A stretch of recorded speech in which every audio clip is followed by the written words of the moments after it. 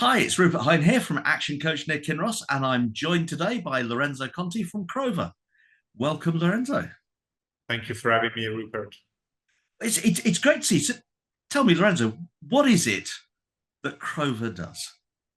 We are pioneering a new category of robots that have devices able to swim through bulk solids and powders. So anything from sand to minerals, chemical powders, and cereal grains. The latter, so grain and oilseed, has really been our focus for us, so far.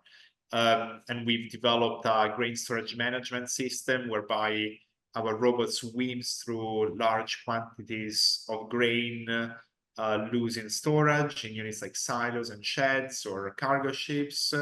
It measures and monitors the conditions of those grain, measuring things like temperature, moisture, and CO2 at depth within the bulk where problems usually happen, and also collecting samples at depth again of those materials so that they can be kept for to meet contractual obligations, and also helping improve the health and safety of grain storage operators so that they don't have to walk on these very dangerous boats.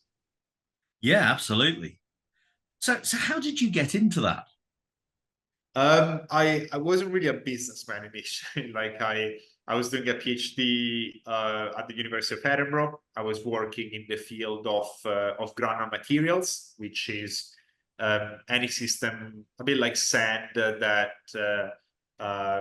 with discrete particles that mostly interact through contact forces.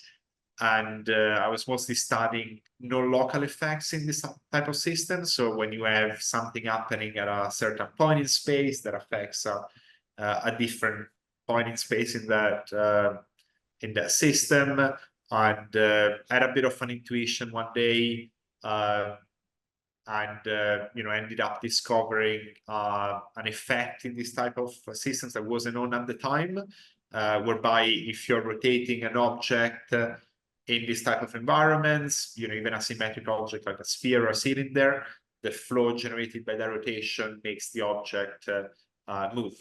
And the other way around, if you're moving an object through, that movement kind of makes the object spin around.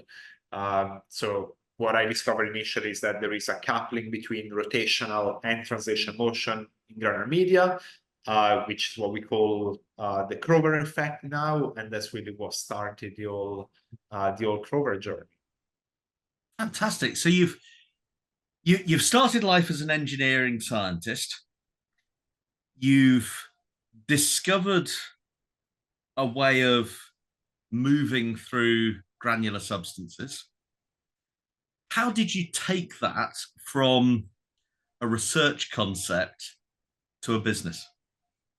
I think we're very lucky in the UK, and I have to say, the University of Edinburgh does a particularly excellent job at that, of having a network of, advisors within the universities that help people like myself, coming from a research background, to take some good ideas and kind of new discoveries, and try to turn them into something that, is either a business or can help society and the world in some other way. So, trying to turn research into something a bit more practical. And so, what happened at that point after that discovery is I was advised to meet with one of the startup advisors from the University of Edinburgh.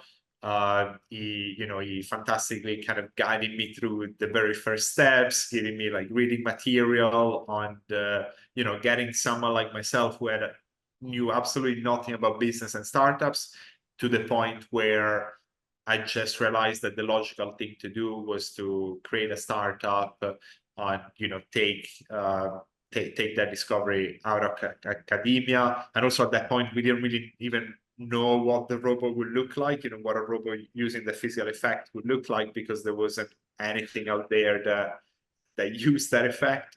And so we went through a long R&D process, through a lot of prototyping and iterations, testing with grain storage operators in like kind of large scale facilities as well, to get to the point where we are now, where we have a more defined product that does what customers want. So obviously, talking with potential customers, that was one of the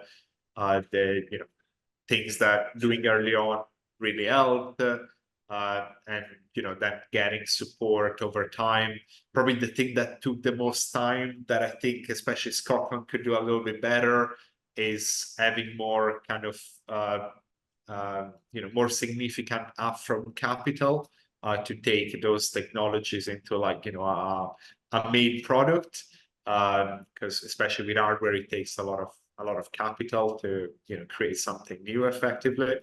And so over time we started getting kind of more recognition, like higher sums of money and support, and we're able to go from myself initially to the point where we have now a team of 14 people, mostly engineers, working on the robots and kind of supporting our partners. So that's you've been in business, what, 6.5 years or so at the moment? Yeah, that's right. Yeah. So what would you say has been the biggest business challenge that you've faced? It's been more technical challenges, I would say. Like we've had since very early on a lot of interest. Like the typical response we get from the market was, this is fantastic. When can I have it? And we're like, well, it's not, especially initially, we had to tell people it wasn't quite ready yet, and just kind of managing expectations. That was something that we had to do quite a lot. And I think it's kind of like one of those things that, you need sales to get more money, but then you need money to get a more mature product out there. And that's why I meant earlier, like if more upfront capital was available, and kind of, more large scale investment like you might have in, California and other places, it's the kind of thing that I think would really help, like deep tech companies like ourselves, like get off the ground much faster, and rather than having to spend, like you said yourself, 6 years or so to get a product out in the market.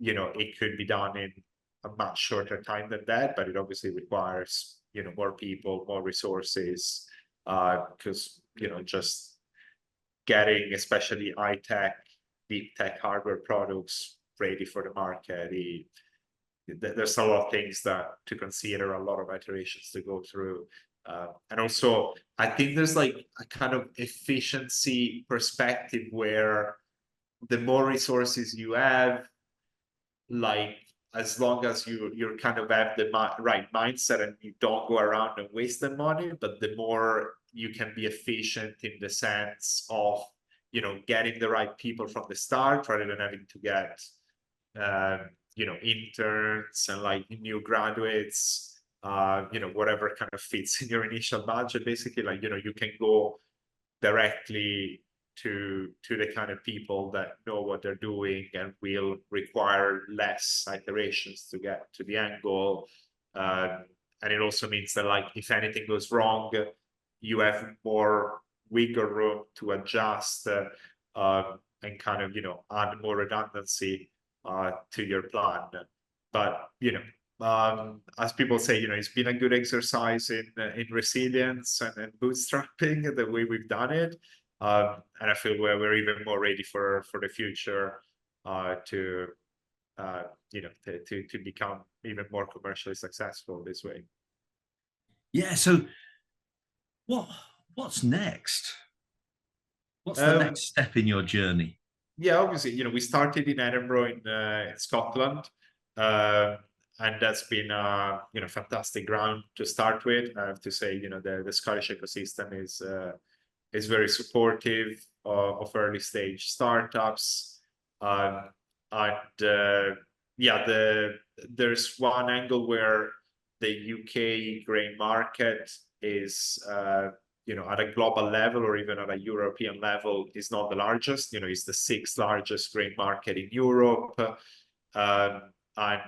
even if we take the entire European market for grain storage, is about half of the US one. So we are now kind of starting to expand into the North American market, thanks to some support and some investment by a couple of organizations here. And yeah, that's that's one of the areas where we see a lot more activity and commercial success going forward. So you said you've got a team of 14. What would you say has been the biggest thing you've had to learn moving into the world of managing team members? I think it's been an interesting experience. We've seen all kinds of stuff.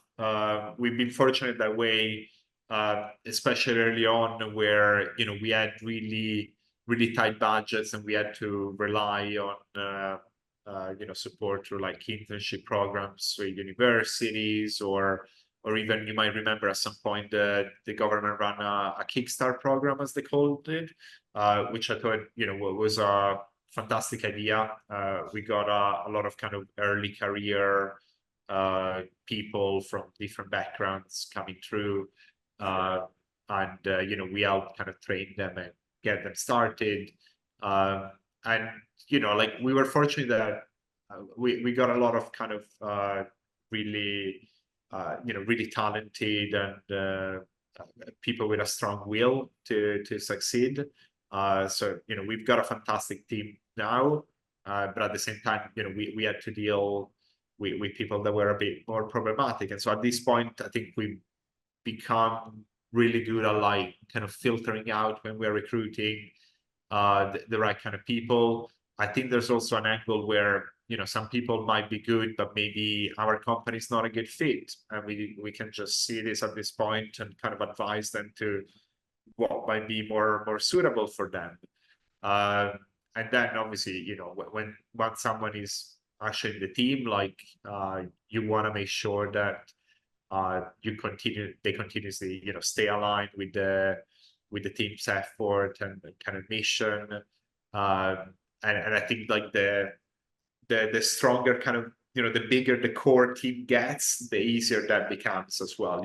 Like when new people get into a team that is very aligned and is working hard and is working well, like they kind of almost have no way but then to do that themselves, in a sense. It's like most people just logically, as humans, we tend to even involuntarily kind of follow the crowd that we are surrounded by, in a sense. And so like kind of really building that strong core and making sure that the first team members that you get have the right attitude and the right mindset, I think is really important, because it really affects anyone else after that you get.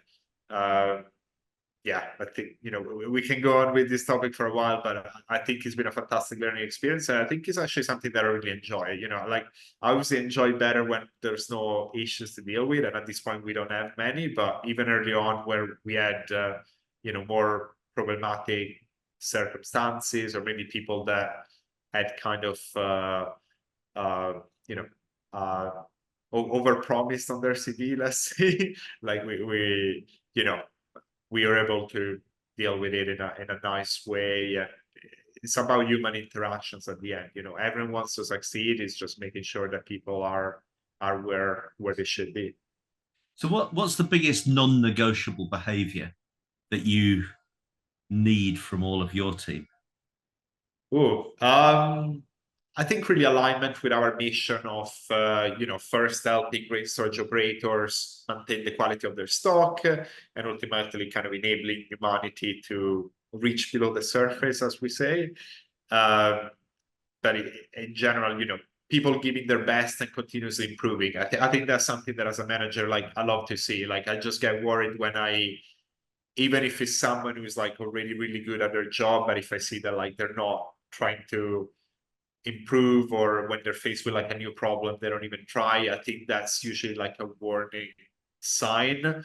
Whilst if you have someone that maybe they might even be a graduate or kind of like new to the role, but if they're like learning fast and they put in that effort to to tackle new problems, then you know that they're just gonna get better over time and they're gonna figure out a way. So I think that's probably like the most essential skill, like kind of continuous improvement.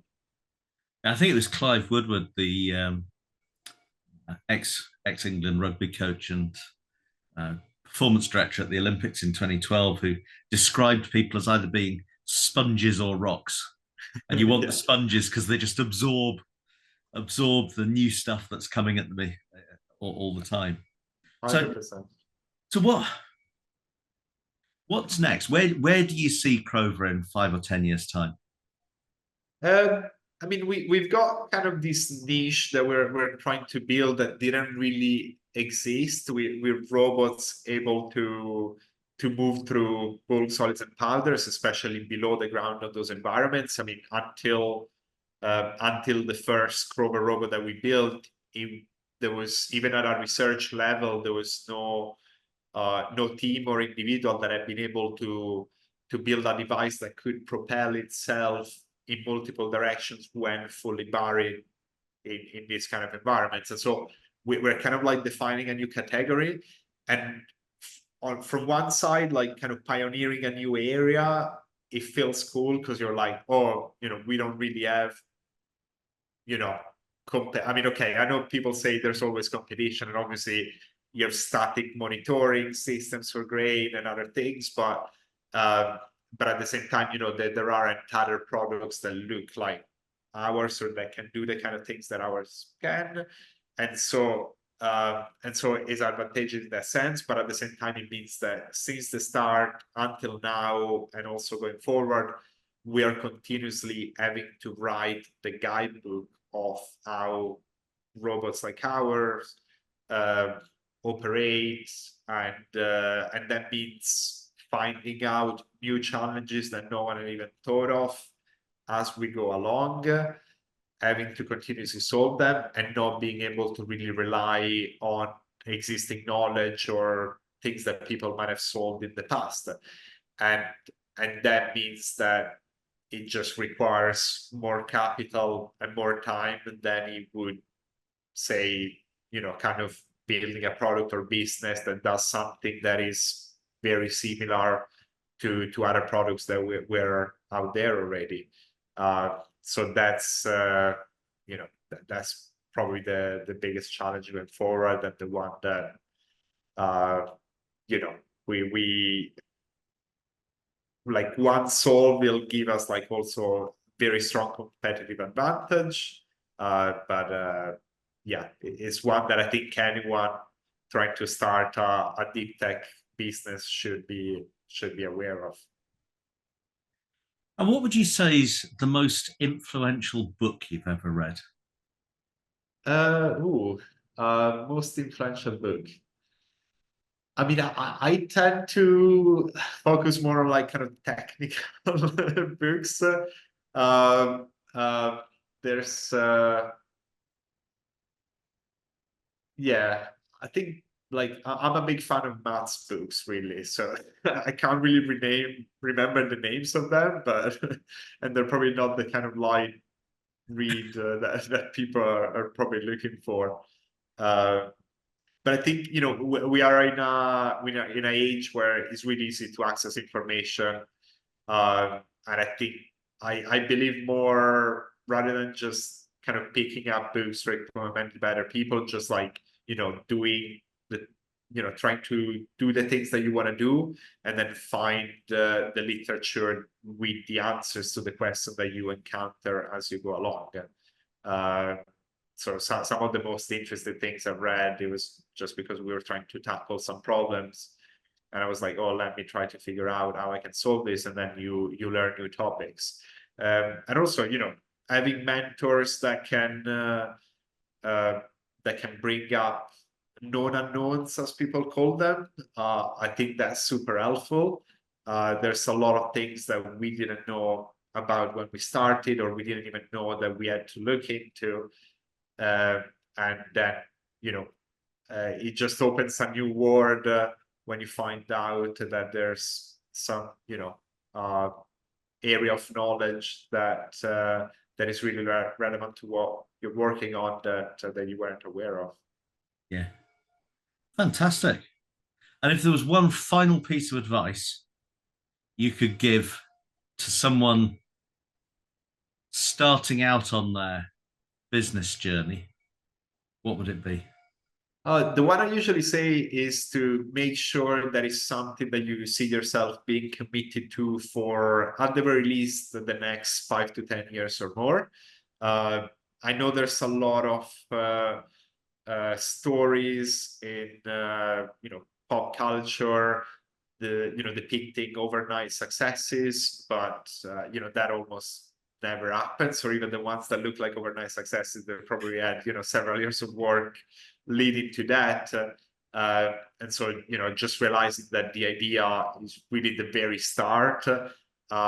Even an idea or a discovery like the one that we had is really just the start of the journey. And so just make sure that it's something that you're really committed to, because it's going to change your life and it's going to require you to make life choices, prioritize the business most of the times compared to other things, potentially family and other stuff. And so you just want to make sure that that's really what you want to do.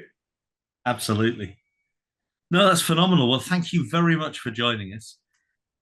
Very best of luck in your journey, and yeah, look forward to seeing Crover being, if not a household name, a common name in the industry, because everyone's using them. Yeah, and if you ever get a great shed in your backyard, we can send you a little rope. Fantastic. Thank you, Lorenzo. Nice meeting you, Rupert. Ciao.